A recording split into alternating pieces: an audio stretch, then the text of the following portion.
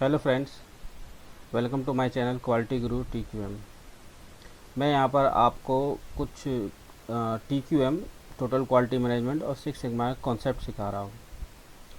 तो पिछले हमने वीडियोस में देखा था मेजरमेंट सिस्टम एनालिसिस के कुछ बेसिक कॉन्सेप्ट्स कि हम मेजरमेंट सिस्टम एनालिसिस का पर्पज़ क्या है, हम उसको क्यों करते हैं, अगर वो नहीं होगा तो उसके पीछे क्या इम्पैक्ट आएगा, और रिपीटेबिलिटी क्या होती है, और रिप्रोड्यूसिबिलिटी क्या होती है, लिनियरिटी क्या होती है, बायस क्या होता है, एक्यूरेसी और प्रिसिशन। इन सब कॉन्सेप्ट्स को हमने बेसिक कॉन्सेप्ट्स को हमने पिछले वीडियोस में समझ लिया था अच्छी तरह। अगर आपको ये कॉन्सेप्ट समझने में दिक्कत आती है तो आप जो है मेरा पिछला वीडियो देख सकते हैं बेसिक कॉन्सेप्ट के लिए। आज हम मेजरमेंट सिस्टम एनालिसिस में गॉस गेज RNR स्टडी के बारे में कैसे करते हैं, इसके कैलकुलेशंस क्या हैं, हम इसको देखेंगे। और इसमें भी हम एवरेज एंड रेंज मेथड का ही देखेंगे। एक और मेथड होता है अनोवा मेथड, इसको भी हम देखेंगे आने वाले वीडियोस में। फ़िलहाल हम जो है एवरेज एंड रेंज मेथड इसको हम देख लेते हैं एक बार। एवरेज और रेंज मेथड में सबसे पहले हमारा जो काम होता है वो होता है डाटा कलेक्शन। तो हम जो है डेटा कलेक्ट करेंगे। और डेटा कलेक्ट कैसे करेंगे, एक बार एक टेबल देख लेते हैं। टेबल देख के आपको आइडिया हो जाएगा कि डेटा कैसे कलेक्ट किया जाता है। जैसे कि आप ये देख रहे हैं स्क्रीन पर, ये जो है ये टेबल है। यहाँ पर ये ऑपरेटर है ट्रायल नंबर। ये तो ट्रायल नंबर 1 2 3 4, ये पार्ट नंबर है 1 2 3 4 5 6 7 8 9 10। ये 10 पार्ट लिए हैं मैंने। और 3 ऑपरेटर हैं। एक ऑपरेटर ये रहा A B और C। तो हमारे पास 10 पार्ट है, 1 2 3 4 5 6 7 8 9 10 और 3 ऑपरेटर है। हम क्या करेंगे, हम पहले ऑपरेटर को बुलाएंगे और वो पहले पार्ट की 3 रीडिंग लेगा, 1 2 और 3। पहला ऑपरेटर आएगा और पहले पार्ट की 3 रीडिंग लेगा, 1 2 और 3। उसी तरह सेम दूसरा ऑपरेटर आएगा और वो पहले पार्ट के फिर 3 रीडिंग लेगा। उसी तरह तीसरा ऑपरेटर आएगा, वो पहले पार्ट के 3 रीडिंग ले लेगा। फिर अगेन वही प्रोसेस रिपीट होगा। पहला ऑपरेटर आएगा और दूसरा पार्ट का वो 3 रीडिंग ले लेगा।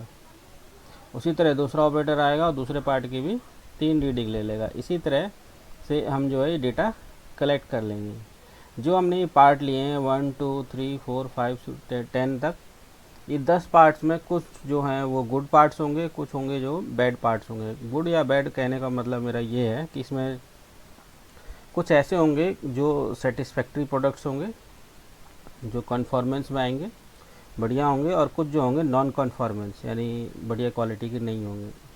हमारा मकसद ये दोनों पार्ट रखने का मकसद ये है कि हम जो है दोनों की जो मेजरमेंट हम सिस्टम एनालिसिस कर रहे हैं, तो मेजरमेंट जो है गुड और बैड पार्ट दोनों में अंतर कर सके। इसीलिए हमने जो है दोनों तरह के प्रोडक्ट यहाँ पर यूज़ किए हैं। तो दोस्तों, यहाँ से हम डेटा कलेक्ट करते हैं और इसको हम एक एग्जांपल लेके समझेंगे, ये तो और अधिक क्लियर हो जाएगा। फ़िलहाल आप देख लीजिए कि ये जो है डेटा इस तरह से हम कलेक्ट करते हैं। अब डेटा तैयार कलेक्ट करने के बाद यहाँ पर जो है ये एवरेज है, यहाँ से हम तीनों का एवरेज ले लेंगे और यहाँ से हम तीनों का रेंज कैलकुलेट कर लेंगे। और इस वाले लाइन में, एंड वाले लाइन में, इन सभी एवरेज का भी एवरेज लेंगे, ग्रैंड एवरेज। और यहाँ पर हम जो है इसका रेंज का एवरेज ले लेंगे। उसी तरह हम यहाँ पर जो है बिल्कुल सेम इन तीनों डेटा का हम रेंज लेंगे यहाँ पर कॉरस्पॉन्डिंग। हम इसको एग्जांपल लेके देखेंगे तो और ज़्यादा क्लियर होगा। अब हम ये समझ लेते हैं कि जो sigma T square, sigma square का मतलब होता है वेरिएंस। जो टोटल वेरिएंस होता है वो होता है पार्ट वेरिएंस। पार्ट यानी ये प्रोडक्ट, ये वेरिएंस जो है प्रोडक्ट में इनहेरेंट होता है। तो ये प्रोडक्ट वेरिएंस प्लस में गेज वेरिएंस। गेज वेरिएंस जो होता है इसे हम मेजरमेंट एरर भी कहते हैं। तो टोटल वेरिएंस जो है वो पार्ट वेरिएंस यानी प्रोडक्ट वेरिएंस और गेज वेरिएंस और मेजरमेंट वेरिएंस का एक कम्बिनेशन होता है। और गेज वेरिएंस जो है, गेज वेरिएंस जिसे हम मेजरमेंट एरर बोल रहे हैं, ये जो है रिपीटेबिलिटी और रिप्रोड्यूसिबिलिटी, इन दोनों का कम्बिनेशन होता है हमारा गेज वेरिएंस। तो रिपीटेबिलिटी को जो हम बोलते हैं इक्विपमेंट वेरिएशन, यानी हमारे मेजरमेंट सिस्टम में हमारे जो इंस्ट्रूमेंट है, जो भी वर्नियर कैलिपर या कोई सा मेजरिंग इंस्ट्रूमेंट हम ले रहे हैं, उसमें इक्विपमेंट में कितना वेरिएशन है, और ये है रिप्रोड्यूसिबिलिटी ऑपरेटर वेरिएशन। फिर दोबारा दोस्तों मैं आपको बता देता हूँ, समझने वाली बात है कि जो टोटल वेरिएशन जो है वो है पार्ट वेरिएशंस की वजह से और गेज वेरिएशन की वजह से, और जो गेज वेरिएंस है ये रिपीटेबिलिटी और रिप्रोड्यूसिबिलिटी का सम है। तो हम यहाँ से हम रिपीटेबिलिटी और रिप्रोड्यूसिबिलिटी निकालेंगे और दोनों का सम कर देंगे तो हमारे पास गेज स्क्वायर RNR आ जाएगा हमारे पास। इसे हम गेज को RNR भी बोल सकते हैं क्योंकि इन दोनों का ये सम है। Manufacturing industry use variable gauge R&R and attribute at lesser extent. जो मैन्युफैक्चरिंग इंडस्ट्री है जिनमें प्रोडक्ट तैयार होता है, जैसे कि JCB हो गई, महिंद्रा हो गई, तो इनमें जो प्रोडक्ट तैयार होता है उसको हम variable gauge attributes, variable gauge RNR से हम स्टडी करते हैं। लेकिन कभी कभार ऐसा होता है कि इंडस्ट्री में वेरिएबल्स हम उसे नाप नहीं सकते, हम उसे बस ये कह सकते हैं कि हाँ ये गुड प्रोडक्ट है, ये बैड प्रोडक्ट है, तो हम कुछ एक्सटेंट तक एट्रीब्यूट R&R का भी इस्तेमाल करते हैं। इसकी भी हम एट्रीब्यूट गेज की भी स्टडी करेंगे। फ़िलहाल हमारा जो मेन फोकस है अभी वेरिएबल गेज R&R है। मैं एट्रीब्यूट R&R के ऊपर भी आपको अगले वीडियोज़ में इसके बारे में बताऊँगा ये कैसे किया जाता है। सर्विस इंडस्ट्री और बैंकिंग और HR और IT इंडस्ट्री में वेरिएबल हम मेजरमेंट तो कुछ होता नहीं है, तो इसमें अधिकतर हम एट्रीब्यूट गेज R&R का इस्तेमाल करते हैं। तो अब बैंकिंग में R&R कैसे इस्तेमाल करेंगे? मान लीजिए कि हमें चेक करना है कि भाई हमारे पास 3 अंडर राइटर हैं। अंडर राइटर वो होते हैं जो लोन डॉक्यूमेंट चेक करते हैं और पता लगाते हैं कि भाई इसमें ये मतलब ये जो आदमी है, कोई भी आदमी है, वो लोन लेने लायक उसके सही डॉक्यूमेंट है कि नहीं है। अगर मान लीजिए कि ये तीनों आदमियों को ये चेक करना है कि हमें कि उनके डॉक्यूमेंट चेक करने की एबिलिटी कैसी है, तो हम गेज R&R का इस्तेमाल करेंगे, क्योंकि डॉक्यूमेंट या तो वो गुड साइड भेजेंगे या फिर वो बैड साइड भेजेंगे। तो ये हम यहाँ पर एट्रीब्यूट गेज R&R का इस्तेमाल करेंगे। फ़िलहाल हम यहाँ पर जो है वेरिएबल गेज R&R देख लेते हैं, एवरेज एंड रेंज मेथड। यहाँ कुछ कैलकुलेशंस हैं, हम एक बार देख लेते हैं। ये लिखा हुआ है कि ये जो है रेंज का भी एवरेज है, तो range average divide by D2, ये होती है हमारी रिपीटेबिलिटी। तो ये रेंज एवरेज कहाँ से आएगी? रेंज एवरेज मैं आपको एक बार दिखा देता हूँ फिर दोबारा टेबल से, कि जब आप यहाँ से हर एक डेटा का रेंज निकालेंगे, जैसे कि पहला वाला रेंज यहाँ पे आ जाएगा। रेंज आप जानते ही होंगे, इसमें से जो सबसे कम होगा और सबसे ज़्यादा होगा उसे हम घटा देंगे तो हमारे पास रेंज यहाँ पे आ जाएगा। उसी तरह यहाँ पे रेंज आ जाएगा। इस तरह करके हमारे पास सारे रेंज आते जाएंगे। हम रेंज का एवरेज यहाँ निकाल लेंगे, फिर उसी तरह हम इसका भी रेंज का एवरेज हम यहाँ निकाल लेंगे, इसका भी रेंज का एवरेज हम यहाँ निकाल लेंगे। अब हम क्या करेंगे, तीनों रेंज का एवरेज निकाल लेंगे, तीनों को ऐड करके 3 से डिवाइड कर देंगे तो हमारे पास टोटल रेंज एवरेज निकल जाएगा। तो इस तरह से हम जो है R" की वैल्यू निकाल सकते हैं। अब मैं आपको ये एग्जांपल में समझाऊंगा, करके दिखाऊंगा तो और ज़्यादा क्लियर होगा आपको। ये बहुत ही आसान है। R" डिवाइड बाय D2 एक कांस्टेंट है। मैंने जब ये CP और CPK समझाया था तो आपको D2 की वैल्यू दिखाई थी टेबल में, और अगर आप देख भी सकते हैं उसको वीडियो को दोबारा से, तो D2 की वैल्यू जो है एक कांस्टेंट होता है, ये नंबर ऑफ़ सैंपल्स पे डिवाइड होता है। फिलहाल हमारे पास नंबर ऑफ़ सैंपल्स हमने 3 लिए हैं जैसा कि हमने देखा था, और ये R(x" divide by D2। R(x" जो है ये x max minus x minimum, यानी जो एवरेज है हमारा, जितना ऑपरेटर का जो एवरेज है उसमें सबसे ज़्यादा और सबसे कम, उन दोनों का जो डिफरेंस है, अंतर है, वो हमने R(x" लिया है। इसको हम D2 से डिवाइड कर देंगे। D2 वही चीज़ है, ये हमारे पास कांस्टेंट है, नंबर ऑफ़ सैंपल्स पे डिपेंड करता है। तो ये हमारे यहाँ से रिपीटेबिलिटी हम कैलकुलेट कर लेंगे और यहाँ से हम कैलकुलेट कर लेंगे रिप्रोड्यूसिबिलिटी। और हमें पता है कि गेज आर एन आर जो सिग्मा स्क्वायर होता है वो होता है सिग्मा स्क्वायर रिपीटेबिलिटी और सिग्मा स्क्वायर रिप्रोड्यूसिबिलिटी।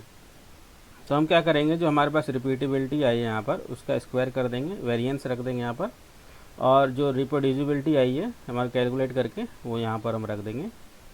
तो हम इन दोनों को प्लस करेंगे तो हमारे पास आर एंड आर आ जाएगा। तो हमारे पास सिग्मा आर एंड आर आ चुका है। तो हमने क्या किया, सबसे पहले हमने जो है ये repeatability are bar divide by D2 हमने कैलकुलेट किया है। उसके बाद हमने रिप्रोड्यूसिबिलिटी कैलकुलेट किया है। और जिसको ये कैलकुलेशंस समझने में अगर दिक्कत आ रही है तो एग्जांपल देख के वो बिल्कुल क्लियर हो जाएगा। आप अगले वीडियो में इसका एग्जांपल डालूंगा, आप फ़िलहाल इसकी कैलकुलेशंस को समझने की कोशिश कीजिए। बहुत आसान कैलकुलेशन है इसकी। फिर इसके बाद जैसे ही हम गेज आर एंड आर निकाल लेंगे, गेज आर एंड आर जो है ये सिग्मा गेज भी बोलते हैं इसको, तो हम जो है एक क्वांटिटी कैलकुलेट करेंगे जिसे हम बोलते हैं precision to tolerance ratio P/T। तो प्रिसिशन टू टॉलरेंस रेशियो निकालने का फॉर्मूला होता है K sigma gauge. Sigma gauge यानी जो हमने अभी थोड़ी देर पहले sigma R and R calculate किया था, यहाँ से sigma R and R calculate किया था, वहीं से हम जो है यहाँ सिग्मा गेज की वैल्यू रख देंगे। और K की वैल्यू हम क्या लेते हैं, अधिकतर हम K की वैल्यू जो है 5.15 लेते हैं यहाँ पर, क्योंकि 5.15 में लगभग सारे प्रोडक्ट आ जाते हैं, इसलिए हम जो है K सिग्मा गेज लेते हैं। कहीं कहीं पर जो इंडस्ट्री में यहाँ पर 6 भी लेते हैं, तो 6 सिग्मा भी ले सकते हैं आप, क्योंकि ये भी एक गुड एस्टिमेशन है, 6 सिग्मा का स्पीड होता है इसमें। तो K sigma Gauss divide by USL minus LSL, upper specification limit minus में लोअर स्पेसिफिकेशन लिमिट। तो ये यहाँ से हम प्रिसिशन टू टॉलरेंस रेशियो निकाल लेंगे। अगर प्रिसिशन टू टॉलरेंस रेशियो 0.1 से कम आती है तब आपका जो है गेज कैपेबल है। प्रिसिशन टॉलरेंस रेशियो 0.1 से कम होनी चाहिए, ये बात आपको ध्यान रखनी है। अगर इससे कम नहीं है तो फिर आपका गेज जो है कैपेबल नहीं है। तो ये हमने gauge R and R study में इतना हमें कैलकुलेशन करके हम यहाँ से गेज कैपेबिलिटी निकाल सकते हैं, और ये हमने K की वैल्यू दी हुई है। इसके अलावा हमारे पास दो टर्म और हम निकालते हैं। पहली टर्म जो होती है उसे हम बोलते हैं signal to noise ratio SNR। ये क्या होता है, ये होता है नंबर ऑफ डिस्टिंक्ट लेवल और measurement that can be reliably obtain from measurement. मतलब आप एक मेजरिंग इंस्ट्रूमेंट से कितने लेवल ऑफ मेजरमेंट, मतलब कितनी बार उसे मेजरमेंट कर सकते हो, कितने लेवल तक आप अच्छी तरह उसको ले सकते हो, ये है सिग्नल टू नॉइज रेशियो। इसको हालांकि ये इंडस्ट्री में ज़्यादा इस्तेमाल नहीं किया जाता, फिर भी आप जो है इसको कैलकुलेट कर सकते हैं। ये आर्बिट्रेटरी होता है और इसको आप इस्तेमाल करो चाहे मत करो, इसको मतलब आप कर भी सकते हो नहीं भी कर सकते हो, कोई इसमें दिक्कत नहीं पड़ती है। सिग्नल टू नॉइज रेशियो निकालने का फॉर्मूला जो होता है ये होता है √2 रो P और 1 माइनस रो P। ये रो P है क्या, इसे हम कहाँ से कैलकुलेट करेंगे, तो मैं तो दिखा देता हूँ आपको। ये रो P कहाँ से आया है। रो P जो होता है वो होता है सिग्मा स्क्वायर P, यानी टोटल पार्ट वेरिएंस। इसे हमने पार्ट वेरिएंस बोला, आपको ध्यान होगा, पहले ही मैंने आपको ध्यान समझाया था इसको। ये हो गया आपका part variance divide by total variance. यहाँ से हम सिग्मा रो P की वैल्यू निकाल देंगे। तो ध्यान रखना आपको ये फॉर्मूला, ये जो है आपका पार्ट वेरिएंस और ये आपका जो है टोटल वेरिएंस, इन दोनों का जो रेशियो होगा हम इससे रो P निकालेंगे। रो P की वैल्यू हम जो है यहाँ रख देंगे। यहाँ रखने से हमारे पास सिग्नल टू नॉइज रेशियो आ जाएगा। सिग्नल टू नॉइज रेशियो अगर 5 के 5 के या तो बड़ी है या उसके बराबर है तो गेज हमारा एक्सेप्टेबल माना जाता है। अगर सिग्नल टू नॉइज रेशियो अगर 2 से कम है तो गेज जो है हमारे पास एक्सेप्टेबल नहीं होता है, ये नॉट कैपेबल माना जाता है। तो ये आर्बिट्रेटरी है, इसमें आप अधिकतर जो है इसको कर भी सकते हो आप, जैसे कि मैंने पहले बताया था आपको। तो सिग्नल टू नॉइज रेशियो जो है वो 5 से ज़्यादा होने चाहिए या उसके बराबर होने चाहिए, तभी गेज एक्सेप्टेबल होता है। और सिग्नल टू नॉइज रेशियो 2 से कम हो तो नॉट एक्सेप्टेबल होता, और इनके बीच में हो भी सकता है, नहीं भी हो सकता। लेकिन मेजरमेंट सिस्टम अगर मान लो आपको श्योर नहीं है कि वो एक्सेप्टेबल नहीं है या फिर वो कैपेबल नहीं है, फिर आपके लिए बहुत रिस्क है। इसलिए आपको श्योरिटी चाहिए कि वो जो है गेज जो है कैपेबल है। तो ये बात ध्यान रखना है आपको। अगला जो टर्म है वो है डिस्क्रिमिनेशन रेशियो। डिस्क्रिमिनेशन रेशियो जो है ये कैसे कैलकुलेट किया जाता है? डिस्क्रिमिनेशन रेशियो कैलकुलेट करने का जो फॉर्मूला है 1 + रो पी। अभी थोड़ी देर पहले हमने देखा था रो पी हमने कैसे कैलकुलेट किया है। रो पी जो होता है वो मैं फिर दोबारा दिखा देता हूँ आपको। ये होता है part variance divide by total variance, यानी पार्ट वेरिएंस और टोटल वेरिएंस का जो रेशियो होता है उसे हम रो पी बोलते हैं। आप ध्यान रखेंगे इस चीज़ को। और डिवाइड बाय 1 - रो पी, यहाँ से हम डिस्क्रिमिनेशन रेशियो निकालेंगे। अब डिस्क्रिमिनेटरी पावर होती क्या है? Discriminatory power is the ability of instrument और gauge to distinguish between good and bad product. तो एक इंस्ट्रूमेंट की गुड और बैड प्रोडक्ट में अंतर करने की एबिलिटी को, कि कितनी जल्दी वो अंतर कर पाता है, कितनी अच्छी तरह वो अंतर कर पाता है, उसको हम डिस्क्रिमिनेटरी पावर कहते हैं। अगर मान लीजिए आपके पास गेज ए है, अगर वो एक प्रोडक्ट है जो ख़राब है, अगर वो 3 बार मेजरमेंट करने पर उसको जो है पकड़ पाता है कि हाँ भाई ये ख़राब है, और एक इंस्ट्रूमेंट है जो पहली बार में पकड़ लेता है कि ये ख़राब है, तो आपके जो दूसरा इंस्ट्रूमेंट है जो पहली पकड़ लेता है ये जो हमारा जो ये प्रोडक्ट ख़राब है, उसकी डिस्क्रिमिनेटरी पावर ज़्यादा है, क्योंकि वो जल्दी अंतर कर सकता है गुड और बैड प्रोडक्ट में। तो डिस्क्रिमिनेटरी पावर वो एबिलिटी होती है किसी भी इंस्ट्रूमेंट की जिससे वो गुड और बैड प्रोडक्ट अंतर कर सकते हैं। अब डिस्क्रिमिनेटरी पावर जो होती है वो हमेशा जो है 4 से ज़्यादा होनी चाहिए। ध्यान रखना आप इस बात को। डिस्क्रिमिनेटरी पावर जो हमेशा 4 से ज़्यादा होनी चाहिए। तो अभी हमने थोड़ी देर पहले कुछ फॉर्मूले देख लिए थे। तो डिस्क्रिमिनेटरी पावर और सिग्नल टू नॉइज रेशियो ये आर्बिट्रेटरी है, इसका तो आप इस्तेमाल भी कर सकते हो या फिर नहीं भी, कोई भी दिक्कत नहीं है। लेकिन प्रिसिशन टू टॉलरेंस रेशियो इसका ज़्यादा इस्तेमाल किया जाता है। प्रिसिशन टू टॉलरेंस रेशियो जो है इससे हम कैपेबिलिटी ज़्यादा चेक करी जाती है इंडस्ट्री में। ये जो है ये 0.1 से कम ही होनी चाहिए। 0.1 से अगर ज़्यादा है प्रिसिशन टू टॉलरेंस रेशियो, फिर जो है ये आपका गेज जो है कैपेबल नहीं है। हम इस स्टडी में गेज के प्रिसिशन के बारे में स्टडी कर रहे हैं। प्रिसिशन और एक्यूरेसी के बारे में पिछली बार मैंने आपको अंतर समझाया था। तो हम यहाँ पर प्रिसिशन के बारे में स्टडी कर रहे हैं, गेज की एक्यूरेसी के बारे में स्टडी नहीं कर रहे हैं। तो ये बात ध्यान रखना आप।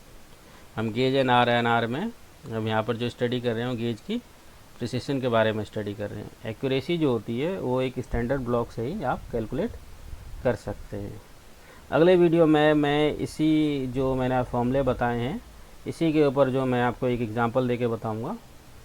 थैंक यू दोस्तों। अगर ये चैनल आपको बढ़िया लगे तो इसको सब्सक्राइब करें और लाइक करें। अगर आपको कोई प्रॉब्लम आती है या फिर आपको क्वालिटी से जुड़े हुए कुछ क्वेश्चंस पूछने या टॉपिक आपको क्लियर करना है तो आप कमेंट में मेरे से क्वेश्चन पूछ भी सकते हैं। Thank you.